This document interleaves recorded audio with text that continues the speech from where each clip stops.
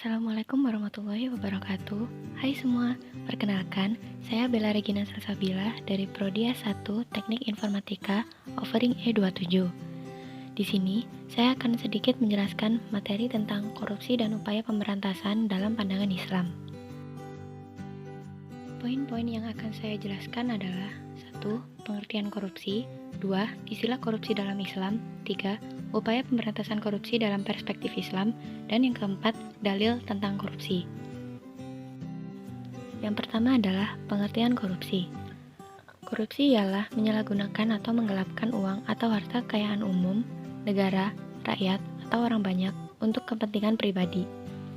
Praktik korupsi biasanya dilakukan oleh pejabat yang memegang suatu jabatan pemerintah.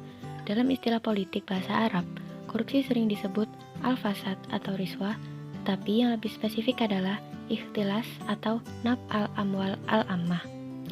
Islam diturunkan Allah SWT adalah untuk dijadikan pedoman dalam menata kehidupan umat manusia, baik dalam berkeluarga, bermasyarakat, dan bernegara.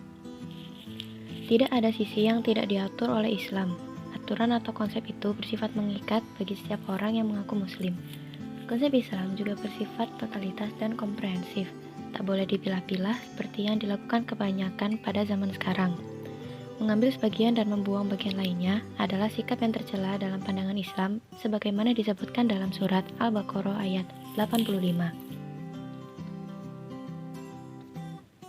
Istilah korupsi dalam Islam. Yang pertama adalah riswah atau suap, yang kedua sarakah atau pencurian, yang ketiga al-ghasisi atau penipuan, yang keempat adalah khianat atau pengkhianatan. Korupsi dalam dimensi suap atau riswah dalam pandangan hukum Islam merupakan perbuatan tercela dan juga merupakan dosa besar serta Allah sangat melaknatnya. Islam tidak menentukan apa hukuman bagi pelaku suap, akan tetapi menurut fuqaha, bagi pelaku suap menyuap, ancaman hukumannya berupa hukuman ta'zir yang disesuaikan dengan peran masing-masing dalam kejahatan.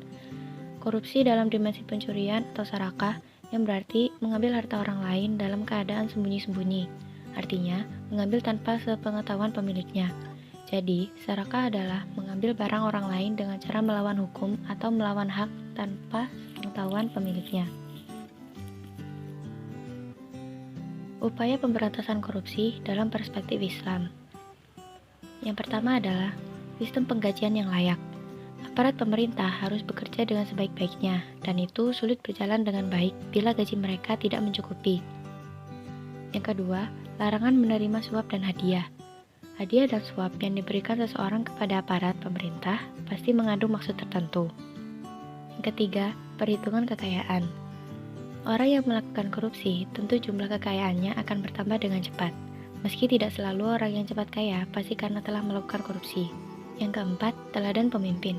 Pemberantasan korupsi hanya akan berhasil bila para pemimpin, terlebih pemimpin tertinggi dalam sebuah negara bersih dari korupsi. Dengan takwa, seorang pemimpin melaksanakan tugasnya dengan penuh amanah. Yang kelima, hukuman setimpal. Pada dasarnya, orang akan takut menerima risiko yang akan mencelakakan dirinya, termasuk bila ditetapkan hukuman setimpal kepada para koruptor. Berfungsi sebagai pencegah atau zawajir, hukuman setimpal atas koruptor diharapkan membuat orang jerah dan kapok melakukan korupsi. Dan berikut adalah dalil tentang korupsi yang tercantum dalam Al-Quran, yaitu surat Al-Baqarah ayat 188, yang berarti, dan janganlah sebagian kamu memakan harta sebagian yang lain di antara kamu dengan jalan yang batil, dan janganlah kamu membawa urusan harta itu kepada hakim, supaya kamu dapat harta benda orang lain itu dengan jalan berbuat dosa, padahal kamu mengetahui. Itu tadi sedikit penjelasan dari saya. Terima kasih atas perhatiannya. Wassalamualaikum warahmatullahi wabarakatuh.